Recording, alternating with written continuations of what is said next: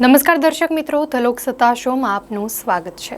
Donald ટ્રમ્પે અમેરિકાના 47માં પ્રમુખ તરીકે શપથ લીધા પછી એક સાથે 80થી પણ વધુ એક્ઝિક્યુટિવ ઓર્ડર પર હસ્તાક્ષર કરીને તરખાટ મચાવી દીધો છે। 4 વર્ષ પછી વ્હાઇટ હાઉસમાં પાછા ફરેલા પ્રમુખ ટ્રમ્પે સોમવારે પહેલા દિવસથી જ કામ શરૂ કરી દેતા અમેરિકાની સાથે સમગ્ર વિશ્વ પર અસર કરતા આદેશો આપવાનું શરૂ કરી દીધું। ટ્રમ્પે શપથ લીધાના 24 કલાકમાં જ બર્થ રાઇટ સિટીઝનશીપ સમાપ્ત કરવાના એક્ઝિક્યુટિવ ઓર્ડર પર હસ્તાક્ષર કર્યા, જેનાથી લગભગ 10 લાખ ભારતીયો પ્રભાવિત થઈ શકે છે। અમેરિકામાં 48 લાખથી પણ વધારે ભારતીયો વસે છે, જેમાં મોટાભાગના લોકો H-1B વિઝા ધારકો છે। એવામાં ટ્રમ્પના આ આદેશથી અનેક ભારતીયો પોતાના બાળકોની અમેરિકન સિટીઝનશીપ ગુમાવી શકે છે, પરંતુ નવા આદેશ અનુસાર જન્મ સાથે જ કોઈ બાળકને અમેરિકાની નાગરિકતા જોઈએ તો તેમના માતા અથવા પિતામાંથી કોઈ એકનું અમેરિકન નાગરિક હોવું ફરજિયાત રહેશે। તેમજ સેનાના અધિકારી અને ગ્રીન કાર્ડ હોલ્ડર્સના બાળકોને જન્મ સાથે સિટીઝનશીપ મળશે। આ સિવાય અન્ય કોઈને બર્થ રાઇટ સિટીઝનશીપ મળશે નહીં।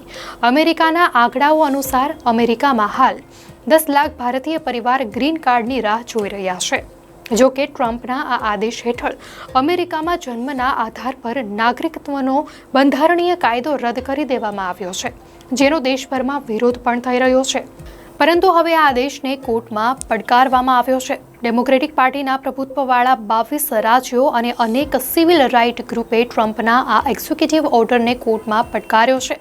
આ મામલે હવે કોર્ટમાં કેસ દાખલ કરાયો છે। અમેરિકાના બંધારણમાં થયેલા 14મા સુધારા હેઠળ જન્મના આધાર પર નાગરિકતા આપવાની જોગવાઈ છે। ડેમોક્રેટિક પ્રભુત્વ ધરાવતા રાજ્યોની સાથે સાથે ડિસ્ટ્રિક્ટ ઓફ કોલંબિયા અને સાન ફ્રાન્સિસ્કોએ મંગળવારે બોસ્ટનની સંઘીય કોર્ટમાં પ્રથમ કેસ નોંધવામાં આવ્યો છે। ત્યારે એવું કહેવામાં આવ્યું હતું કે પ્રમુખ ટ્રમ્પનો આ નિર્ણય અમેરિકાના બંધારણનું ઉલ્લંઘન છે। આ કેસ બાદ અમેરિકન સિવિલ લિબર્ટીઝ યુનિયન અને ઇમિગ્રન્ટ્સ ઓર્ગેનાઇઝેશને પણ કોર્ટનો દરવાજો ખખડાવ્યો છે। ટ્રમ્પનો આ નવા આદેશ પ્રમાણે જન્મ સાથે જ કોઈ બાળકને અમેરિકાની નાગરિકતા જોઈએ તો તેમના માતા અથવા પિતામાંથી કોઈ એકનું અમેરિકન નાગરિક હોવું જરૂરી છે। આ સાથે જ તેમાંથી એક પાસે ગ્રીન કાર્ડ હોવું આવશ્યક છે અથવા તેમાંથી કોઈ એક US આર્મીમાં હોવું જરૂરી છે।